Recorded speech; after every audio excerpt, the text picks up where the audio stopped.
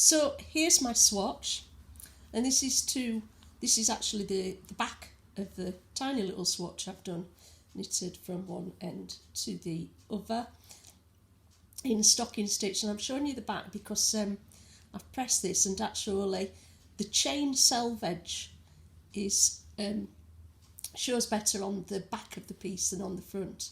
So this is the chain selvedge that you get on a piece of knitting when you slip the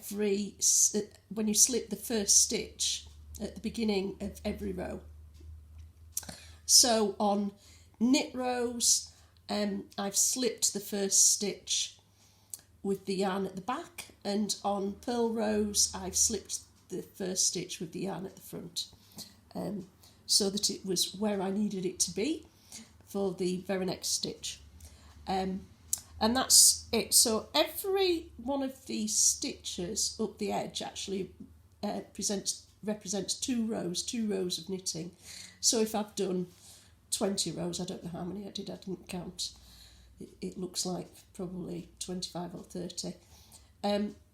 Each one of the stitches represents two rows. So a knit and a purl row creates one selvedge stitch because it's slipped at the beginning of the row.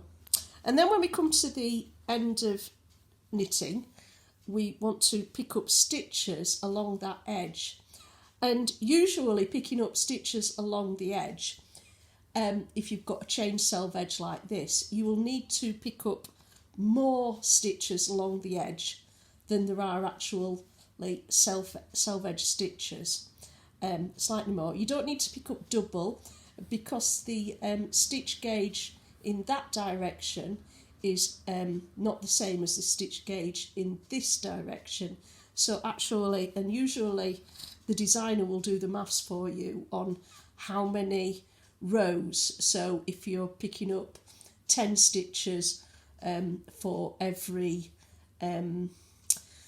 12 rows, for example, or 14 rows, it'd be more like probably you might be picking up 10 stitches for every actual 14 rows in the opposite direction. Now in the pattern that we're doing for the mystery knit along, there are 8 stitches along the edge of each repeat, 8 selvedge stitches. There's 16 rows in the repeat, so there are 8 selvedge stitches, chain stitches at the edge of each of those repeats. And I think the calculation is that there are 13 stitches to pick up in those 8 stitches.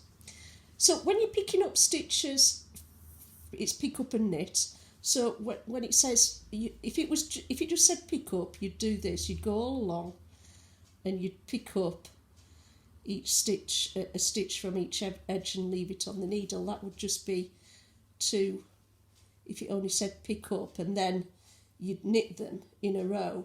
But I don't think I've ever come across a pattern that instructs that. In fact, most patterns instruct to pick up and knit. So that means you're using your working yarn, so you're just pulling a loop of yarn for each stitch. You're pulling a loop of yarn through the selvedge stitch. So pick up and knit. Now you can do this under both edges, so you could insert your needle under both sides of the selvedge stitch like this, and then wrap your yarn and bring it through to form a stitch that way, so it's coming up.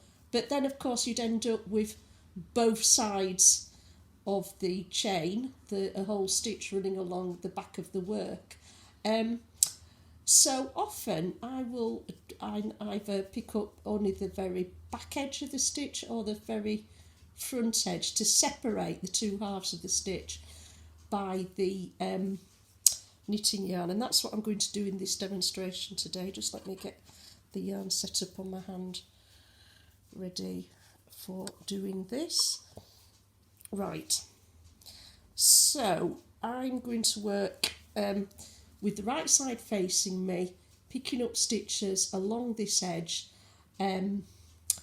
I've forgotten what the rate is indicated in the actual pattern, so I'm just going to do it that I make an increase every now and again, and we'll talk about that. Let's just pick up and knit 3 first. So pick up and knit. If I'm slow, it's because I'm doing this through the camera, so I'm not looking at my knitting directly, I'm just looking at it through the camera here. So 1, 2, so that's the nearest side of every selvedge stitch there that I've picked up. So I've just gone through the nearest side, one side, and then if you look on the back, you can see the other side of that selvedge stitch is separated from this one by that green at the back that's coming through the back. So I've done, that was pick up and knit 3 stitches, and now we're going to make a stitch. Now there are different ways to do this. In many patterns it will tell you to pick up through both sides of the stitch, so one side and then pick up the other stitch from the other side, so we'd go underneath the back of that loop to do that, to increase that way, so that we've then increased through both, we've picked up through both sides of the stitch, the front first and then the back. But in the knit along pattern that we're doing,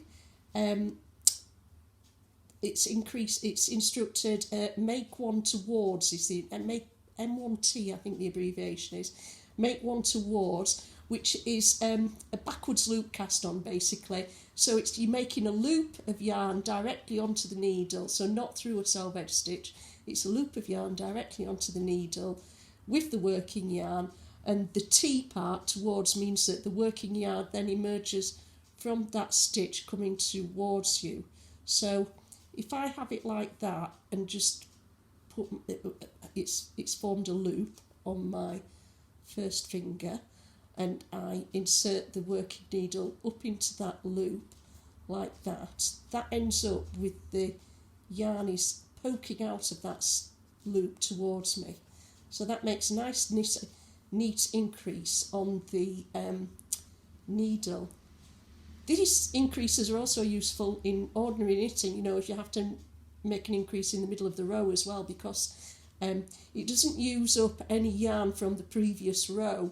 So I don't know if you've noticed that often if you increase using stitches from the previous row, you end up tightening the neighbouring stitches, and it can end up looking a bit unsightly. So this is a useful increase for that situation. So there we are.